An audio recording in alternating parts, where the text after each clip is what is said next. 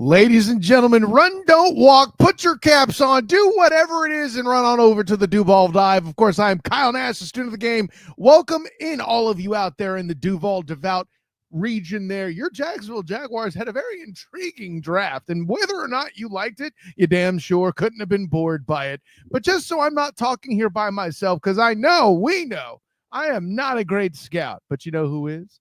My personal champion and co-host, Big Cat Country's own Travis D. Holmes. What's going on? I'm glad to see you in, my man. Fun times this weekend, right? It was fun times. It was interesting times. And whether or not you love the draft, whether you just liked it, whatever is going on, if you hated it, you dead inside. Let me just get that out the way now.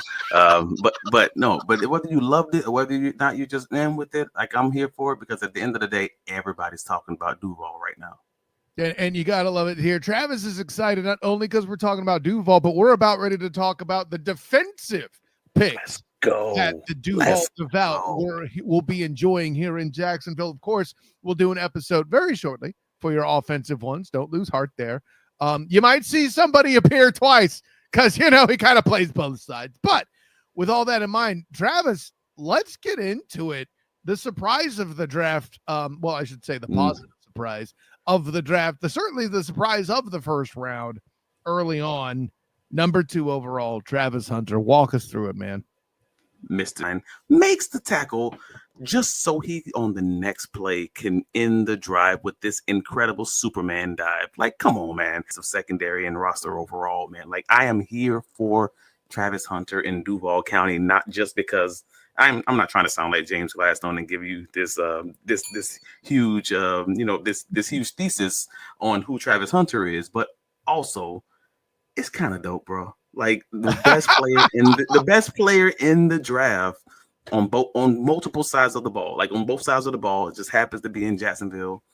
Hey, man, you can't really ignore Duval now. Like, I truly feel that way as far as the national media is concerned. Like, they have to talk about this team now.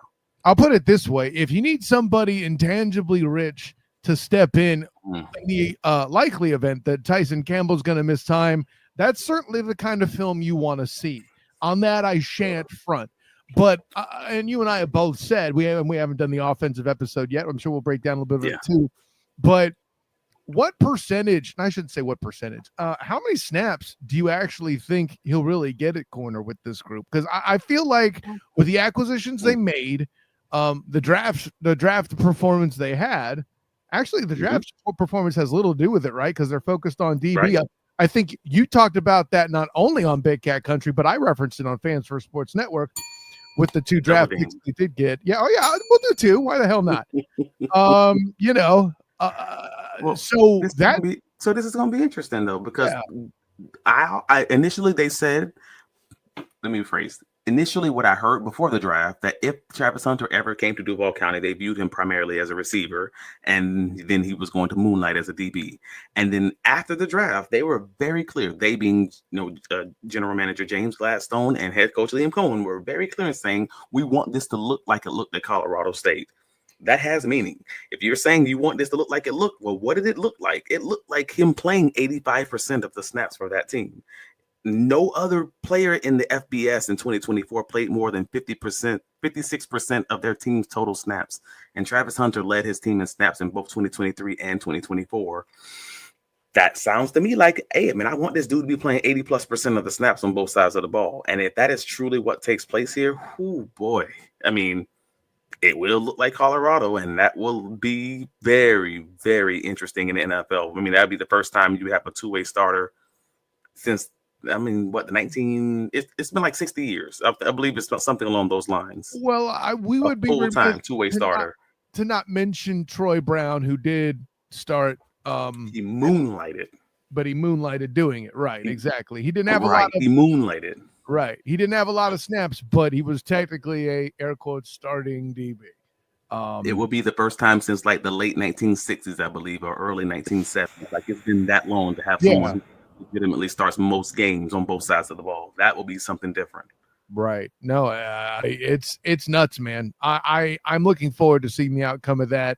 To wax poetic now would only be to continue what's his word? The excitement from Thursday night and all of that. Yeah, so I'm hoping that their plan goes as planned. Like I'm hoping that when they get on the practice field, they get into the defensive, learn the teaching room, and everything happens exactly how they want it to happen. Like he's truly able to do this thing on both sides of the ball. I mean, worst case scenario, I guess we'll only take him, as a top 30 wide receiver. Darn. I mean, like I guess we'll just take him being an awesome receiver, which we will get into when we get to the defense, the offensive episode later this week. Keep your eyes out, guys. Like and subscribe to Duval Dive on YouTube and on wherever you catch your podcast, FYI. But let's get to the next player. Let's do it. And with that, the next draft pick, the Jags acquired. They stayed with defense. I had that much right, but they did not get a defensive tackle, mostly because those dudes flew off the board. Instead, they stayed and made Travis very happy in the defensive backfield. Who did we see there get drafted there, Travis? Caleb Ransall, defensive back from Tulane in the 3rd round. Man, that man. He's a great slot corner in 2024, but that's not really his position. His position is he's going to be all over the place. Like whether that's what did you want to call it, the buck position, whether you want to call it your safety role. This is him, his interception in the Senior Bowl, where Gladstone got his hands on him very closely. He's going to be one of those guys who do their best work when they're able to just move around and play zone and read the quarterback's eyes. And that's what I love about him. Most people ask, well, how did he drop to the 3rd round? Well, what's wrong with them? What's going on with them? Well, really what it comes down to is that Tulane defense, they didn't do as much zone coverage or put him at safety as often in 2024 than they did in 2023. So in 2023, when he was playing a lot more zone, I mean, actually Daniel Griffiths tweeted it out, friend of the pod, Daniel Griffiths, tweeted it out, in 137 snaps in zone, Caleb Ransall allowed just 3 receptions for 45 yards on 9 targets. That's nuts. That's just the fact that they just didn't play as much zone coverage. Like that was his biggest issue in this season, and it kind of impacted his draft stock. But overall, like he's an athletic ball of clay. Like he's a 4.3 40. I believe he had a 40-inch vertical at the combine, and you're talking about putting that guy at safety or just letting him roam and just be an athlete and just be a dog. Even in his down season, he was 3rd team all AAC. I'll take that in the 3rd round. Yeah, when a program out there trusts a player in the way that the Steelers used to trust Troy Polamalu, that's interesting. Now, I'm not saying that's this guy by any stretch of the imagination, right? If he's anybody who's smart enough to freelance, I'll let your boy. But the only thing I can really hold against him personally is those awful helmets that Tulane wears when they go with that powder blue trash when they're the green wave. What are we doing? But joking aside, I can't blame that man for his university's failures, man. That's generational. Well, you say that, but a lot of scouts, I think, do. And I know you put it up on Twitter yourself that he had the most turnovers amongst safeties drafted. Mm-hmm. Seeing him ahead of Xavier Watts was interesting, but then I remembered that this is the American Athletic Conference. And now that they've lost the programs that they've had, they aren't quite as good. And frankly, Tulane is kind of a big fish in a small pond there. And that may have impacted his stock just as much as anything else. That being said, if he's in the right defense, I like where you're going. I see what they're thinking. It explained a lot to me. I know at one point I was this close to saying it was my least favorite draft pick. Ooh, least favorite. Man, I mean, that way. Go back and listen to the episode. I remember, but even the words hit my heart. But I got you. I'm with you. But this converted me further away from that. And you, sir, you protected me from making a mistake as me saying Cam Newton ain't going to make it in this league. Okay? So. All right. Well, no, at the end of the day, man, I think it was I understood why they went with this pick. And interestingly enough, because everyone was going crazy about Xavier Watts, everyone seemed to be fans of his. I'm a major fan of Xavier Watts. And obviously the team did not draft him. They ended up choosing Ransall over him. But you can look at what they want to do. Like at the end of the day, Caleb Ransall is a great tackler. Xavier Watts, that is literally his deficiency. Like, he is an incredible defensive back at intercepting the ball, getting hands on the ball, pass breakups, etc. Caleb Bransall don't miss tackles. Like, and James Glasgow said it. He's like, hey, the main word in safety is safe. And he wants someone who's going to not miss those tackles, who's going to be a very good tackler, whether they're at the line of scrimmage, whether they're in the deep third, whether they're in the, whether they're just directly in the box. That's not Xavier Watts' game. That is absolutely Ransall's game. So I understood why they went that route. They wanted someone who was not going to be out here bursting, not just bursting coverages, but also not giving up explosive runs, because that's part of the NFL also. You got to be able to tackle if you want to be able to get in coverage. And I think this staff on both sides of the ball, and we will get into that, have kind of shown that they're done with the limited players who are bad in one area and incredible in the other one. Like, they need guys who are more balanced. Hey, one of the trademarks of our leadership group is that when there's an opportunity to be bold, we won't flinch. Who knew that it would be 2 for 2 with the picks based on that breakdown? So there's all of that. It's bold whether we love it, or it's bold whether we don't like it as much, but it's going to be bold either way. I understand it. Well, much as we talked about Xavier Watts in Notre Dame, a Notre Dame player would still find his way to Duval in this draft. Jack Kaiser, the next player off the board. And Travis, for all the times you and I talked about linebacker needed an answer, or at least me, I know I was crying about it, it felt like, but Jack Kaiser, the pick, I was a little surprised by this one myself, to be honest, but walk me through what you saw. I mean, I was not surprised. I actually I sent a message to a friend of the show, Mike Barber, that the Jaguars would be drafting a linebacker right after the 100th pick. Like, I said it in writing, and then I tweeted it after the fact. And this boy is a dog. I was like, you knew they would. Like, he jumps over a cut block and still gets the sack. That is ridiculous. Like, at this point, that boy must be mixed. I don't know. He got some that athleticism come from somewhere. We need to draft him in the next racial draft. Like, come on, bro. You on this side. That is crazy. Man, misses the cut block, gets back up, looks like a zombie in I Am Legend, and I don't know what to do with that. Like, athletically, when you look at the combine and everything else, he doesn't come out. He doesn't pop off the screen as this guy who's like uber athletic. But then when you look at the tape, he doesn't miss tackles. Like, he has less than a 5% missed tackle rate, which is one of the best rates for any of the linebackers in this draft class. He's really good at shedding blocks and actually like run stopping and things of that nature. And the data seems to be all over the place, honestly. If you're talking about his coverage skills, we were listening to the bootleg football podcast during the draft. Brett Coleman and those guys, they did mention that he was bottom 3 in coverage, in quarterback rating against in coverage. And then I'm like, wait a minute, but I can't find that data anywhere when I'm looking for it now. Yeah. So I thought that was really interesting, because when I looked at his data, it was showing that he had a 49.7, which was his career best passing rating when targeted, which wouldn't be bad. It's just kind of like middle of the pack. So I'm just like, I don't know how to feel about it, but looking at the film, he looked like he was an elite, and I do mean elite, run-stopping linebacker. You're talking about your prototypical Mike linebacker, maybe can fill that will spot. And at minimum, he is going to be that ceiling raiser for that Chad Muma spot as a backup linebacker to start off, and he may be able to step in pretty early on and give you a little bit more. But I have a small theory, but I wanted to know your thoughts on, like, what did you see from Jack? How did you feel about him? Well, and when we looked at it too, we alluded to this in the reaction thing. First of all, I can see why you were impressed by him jumping over that cut block. It's so much so apparently you left Colin Powell on the board there. But with all that being said, from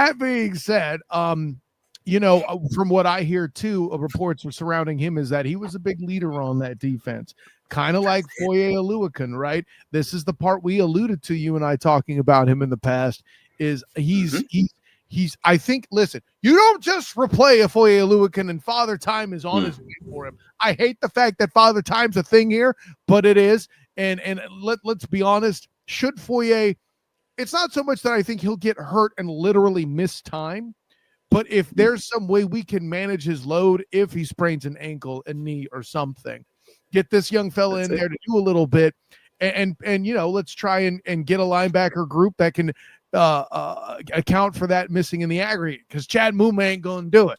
I said what I said, Travis Homer. But more on that in the next pick, I'm sure. No. But you said it though. Like, he was a team captain for this Notre Dame team. He was a 4-year starter in that organization. Yes, he ended up getting dinged in the draft because of his age mainly. Like, he's 25 years old, and because you have generally average athleticism as far as the combine is concerned, and then you're 25 years old, you're going to be dinged in the draft. But we've already talked about this whole offseason. We kept telling you guys, when you get to those middle rounds and those late rounds, Gladstone historically has drafted those older players. That's why we said RJ Harvey was going to be someone they targeted, which is very interesting because some people called us haters or said we were UCF homers because we said James Gladstone is going to be interested in RJ Harvey. Apparently I wasn't enough of a homer. I didn't think he'd make it to out in day 2. So how much of a homer can I be, Travis? But it's so funny because we've had people in our comments, people in the YouTube chats, and people all over the place in the socials saying, you guys are just saying RJ Harvey because he's at UCF. And I was the one that kept saying, I actually think he's going to go in the 3rd to 4th round. Yeah, he ends up going in the late 2nd round. And if you are someone who reads The Athletic, Mike Silver was in the Jaguars War Room and had this great breakdown of the board for certain players for the Jacksonville Jaguars, trades that they were trying to make that didn't go through. But one of those nuggets just happened to say they were going to draft RJ Harvey at the pick 70, which is the 3rd round pick. The Jacksonville Jaguars were going to draft RJ Harvey, and he went off the board at 60. And that's how that happened. And again, take a look at The Athletic. It's behind the paywall. Pay for it, trust me, or find someone who has a membership. And they have 5 free guest passes for you to read the articles. It is a great read, and I think everybody should check it out because it talks about multiple players that the Jaguars were interested in. It gives you behind the scenes as far as their draft board and a few trades that they were trying to make. For instance, one with the Detroit Lions that would have gotten the Jaguars a 2nd round pick had they done it, but it didn't work out for a few reasons. So it was just a great read. But nevertheless, Williams in the 1st round and it broke my heart, but that's okay. I just thought it was funny because I kept telling people like there are multiple players that were going to be interested in Ashton Jeanty because he has the leadership traits. What do we find out in that same article? Ashton Jeanty and Travis Hunters were the 2 guys they said had leadership traits. They were math. They basically make you redo the math. They changed the math. They're math changers essentially. Right. And Travis Hunter, Ashton Jeanty, those are the 2 guys. And they also said RJ Harvey was someone on the Jaguars board in the 3rd round, and for their 70th pick, that's who they were going to go with. So I say all that to say these guys who are older is the guys who they're aiming for in those middle rounds. Guys who can step on the field immediately and play what they did on tape in college and immediately transpose that into the field. So that's something to look for in future drafts. But I just love the fact that, hey man, Kaiser, he had one of the best missed tackle percentages of any linebacker with at least 75 tackles last season in college football. And he's a leader on that team. And I think that's something the Jaguars are looking for as they try to revamp this culture with a lot of young guys, but they want young guys who are dogs and also still organized and all about ball. So I'm here for the pick in that way. And he's going to be a core 4 special teamer. I got no qualms with that pick, man. Great points. So staying in that part of the building, the next player is listed as an edge. I worded it that way on purpose.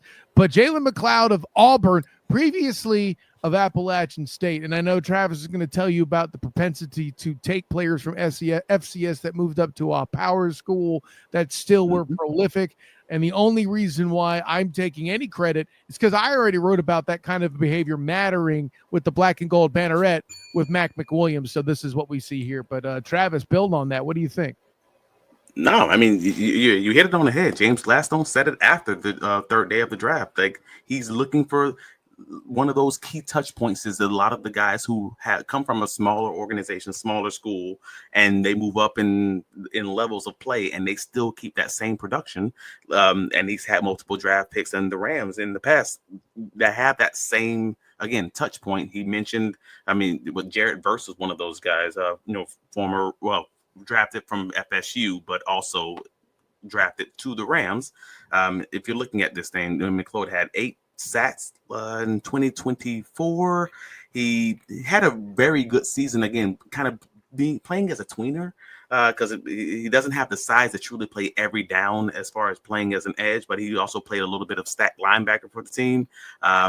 13 tackles for a loss, 8 sacks in 2024. And to your point, you already mentioned that he played his first 3 seasons at Appalachian State. He's 241 pounds. So like weight wise, he's generally fine. It's just one of those things that he's not fully there yet where he's ready to be a full-time 3-down edge, but he can absolutely show you his chops as a designated pass rusher. Speaking of designated pass rushers, the Jacksonville Jaguars also might have a secondary option to play that role. I mean, since the draft ended, for those of you who may not have been aware at this point, the Jaguars also signed Emmanuel Agba, former Miami Dolphins defensive end, and that's curious. I thought when James Gladstone after the draft talked about bringing in, touching on pro free agency, touching on the defensive line, that they were going to look into bringing in a defensive tackle. Yeah, and they've shown us, bro. They have shown us. They seem to feel very comfortable with that DT room. But how did you feel about Jalen on this draft pick at least? Well, and what I was going to turn and ask you is his ability to play stand-up linebacker is now what we're going to be focused on. One would assume with Ogba in the room. So, Chad Muma, your days are numbered, right? I feel like this is kind of what we're looking at. And I think that's the role he's going to play. I think it's perfect for what you're getting at that round. This does to me at least, smell a bit like they may have had a different target in mind previously. I don't know. I haven't gotten to that article you mentioned yet, but I think it's a good enough fit. I did say it was my least favorite pick, but that's mostly because the Jags had a good draft, in my opinion. Well, it's interesting you say that because James Gladstone he seemed to be very honest and transparent in his thoughts. Like he specifically did say that out of all the picks, all of them but one was on his list, like I guess for his intangible list. So if you're looking at his day 3 picks, which this will be one of, you have to question which one of the 3 guys did not have the quote unquote, the high level Jaguars DNA, as they say it. I'm just curious about which one of those guys were the guy that was kind of not off their board, but like not in that top group. And it's got to be one of them, right? Because he expressly said that it was all of them but one. So I'm just figuring out, I forget the exact quote, but it may have been 8 out of 9 or something along those lines. Well, I'll give you a teaser as to which one I think it might be. It was my favorite draft pick, who we'll be talking about in the offensive episode when it comes out. Okay. Well, nevertheless, McLeod, he had an 18.8 pass rush win rate, which was 12th among Power 5 edge rushers with over 200 snaps. He was PFF's 8th ranked pass rusher. Wow. And he did this in an SEC school. He did this at Auburn. Yeah. I don't like if that's not someone who's on your board, if that's just one of those, hey man, he's the best player on the board kind of picks, and I can see if I can develop into something. At worst, I'm okay with that, man. Like you're taking a chance on a guy and seeing if it works out. Especially on all those pick, right? Yeah, he has those types of analytics behind him, and I would want to see if he can become a unique Ngakoue. Cool, like that sounds fine. That's a very solid plan, and having Agba also in the room gives him time to truly develop. And if he does need that time, you have it. And if he doesn't need that time, well, guess what? You have a stacked DN room behind Travon Walker and Josh Hines-Allen. There are worse things to have. It's a fine logic you dropped there, and I can see why you're excited about it. Yes, sir. Pass rush. I need them waves. So we talked about a corner that's going to play safety. They drafted an actual safety, too, with Raywan Hall out of Navy. And I'll say this. Guys here strike me as being dudes that have an opportunity to contribute on special teams, but there's more to it than that, it sounds like, Travis. I would say so. Like, I mean, he's not the most athletic guy, and he's not the most athletic guy in the bunch. Like, he's absolutely not. Looking at his RAS score, that's how you would get a safety like this that's been as productive as he's been in the 6th round. It's because he ran a 4.57 40. He didn't have. I mean, he had a pretty bad split if you're referencing that against any of the other safeties and defensive backs in the rest of the draft class. However, he is the most productive safety or defensive back, I should say, out of all of this class, more than Xavier Watts. again, Xavier Watts had way more interceptions specifically. Oh, but if you're talking, wrong. Interceptions, earlier, yeah. I believe you said that was in relation to Caleb. It was Caleb, and that's actually for Lane. Guy. So Lane's going to be a primary 4-core special team player, but he's also going to be someone that's able to give you at least at minimum some depth at safety because he's been so productive. He is such a wise, instinctual safety, and he's been a 4-year starter at Navy.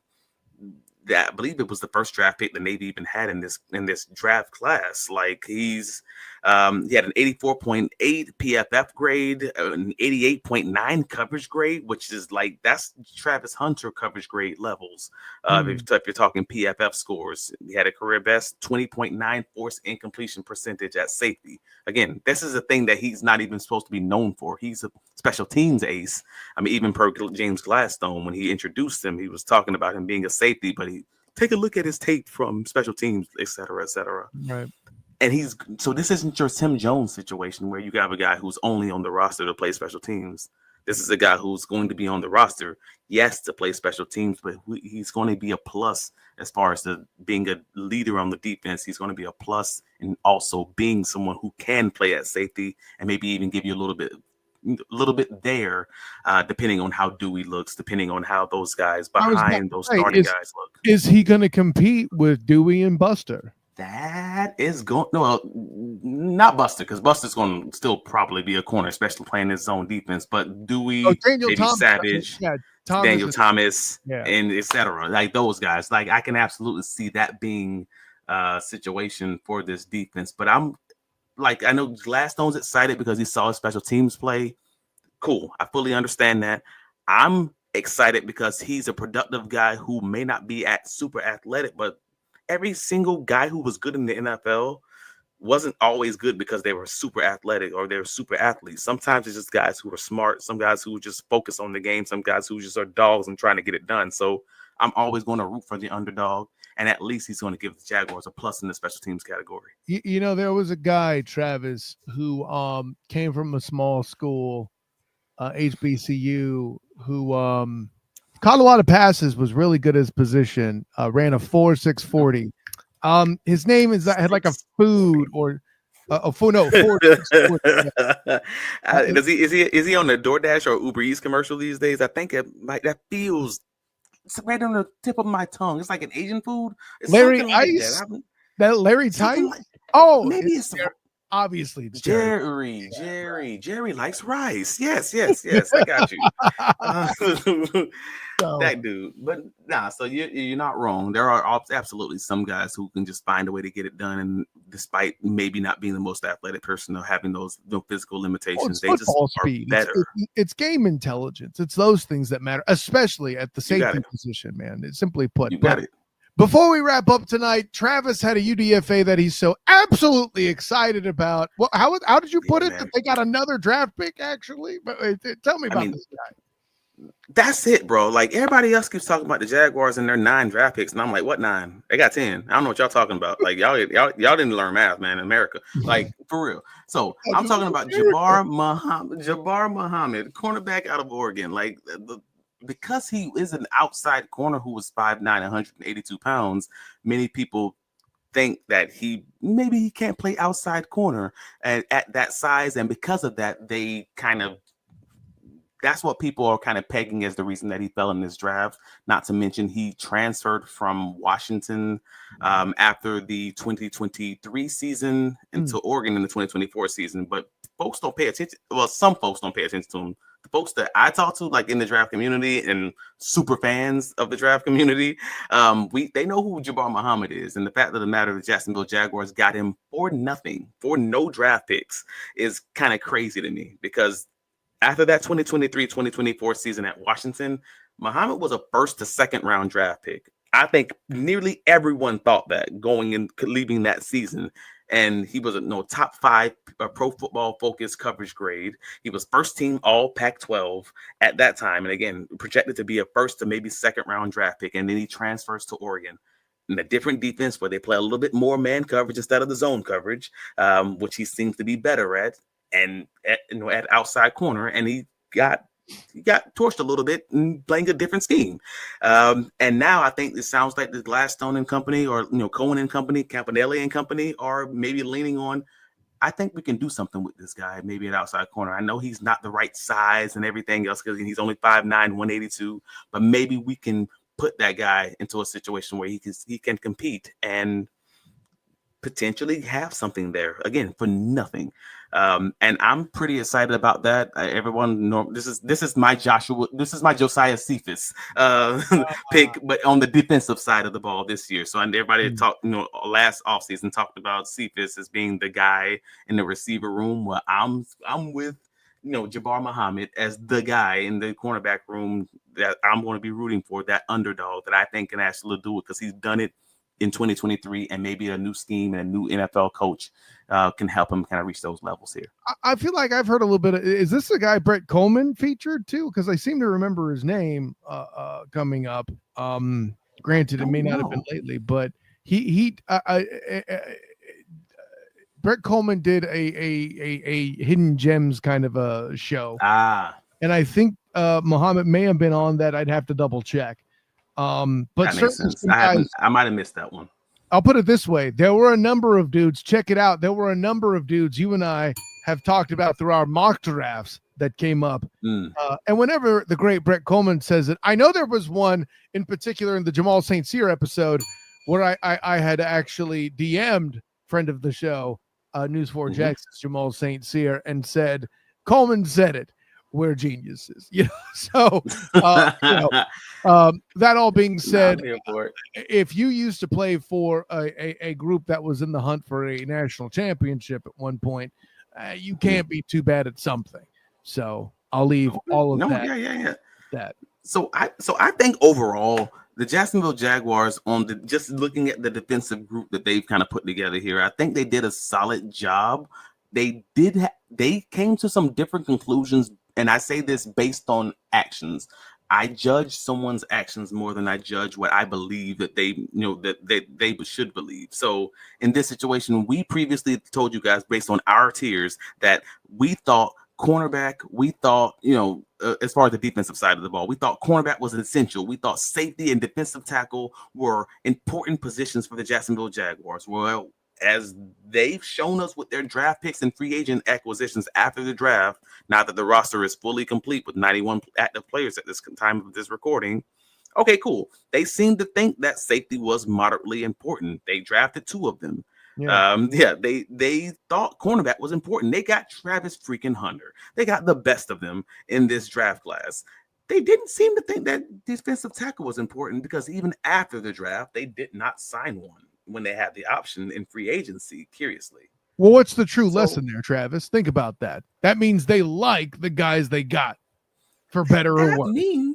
That means they like having Eric Armstead as their 3 technique. They like Mason Smith being, splitting reps with him there. They like Devon Hamilton playing that nose tackle role with Jordan Jefferson backing him up. They seem to think the defensive line is going to be fine with a little bit of development and refinement. I hope that they're right. Or they're going to be kicking Trayvon inside some too, and then utilizing McLeod's versatility, perhaps. That is quite possible, though I am hearing that they are still asking him to lose a little bit of weight and not gain. Like the last staff wanted all the defensive ends to gain weight, and now they want these guys to lose weight. So I don't really know.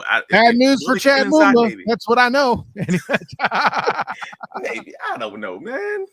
But anyways, so that's where we are with the defensive side, side of the NFL draft and the undrafted free agent and the free agent acquisition after the draft. I'm just going to call all those guys draft guys just for the sake of it. But do you have any closing thoughts on that, bro? Like, how are you feeling about this defensive acquisitions that we've got? You mentioned the defensive tackles. It scares the bejesus out of me.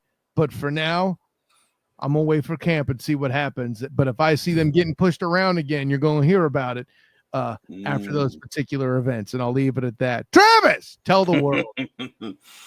Well, I can be found on all the socials, Travis D. Holmes. You see it here. You can find me in my writing covering the Jaguars, bigcatcountry.com. Please favorite it.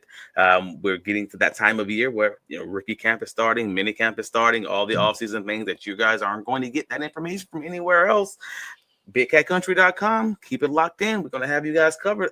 And even when I'm in Europe, we're going to find a way to get this thing done. So you better know it. Keep it locked in. Oh, I'll be going in Europe right in June. So we're going to figure out how to get that. It's how to make that work. Man. We're going to make it work. Hey, listen, if I can contribute with the Duval dive while I'm in Greece, I want to hear it. Okay. Thank you. You did. Of course, I'm Kyle Nash, student of the game. You can find me on Twitter, Instagram, Threads, and Blue Sky at the SOTG. Find me on Facebook as a student of the game. Check out my writings for the Orlando Magic and the Jacksonville Jaguars with Fans First Sports Network, as well as my work covering the UCF Knights football and basketball, as well as other things with the Black and Gold Banneret and the Night Shift podcast and YouTube channel. Make sure you like and subscribe to all that. And folks, please, for the love of Pete, subscribe to the Duval Dive. Do yourself a favor. Prove to Emmanuel Acho that he is nothing but a side thing for Joy Taylor. Thank you. So, with all that being said, for Travis D. Holmes, I am Kyle Nash, the student of the game. Until next time, everyone, class dismissed.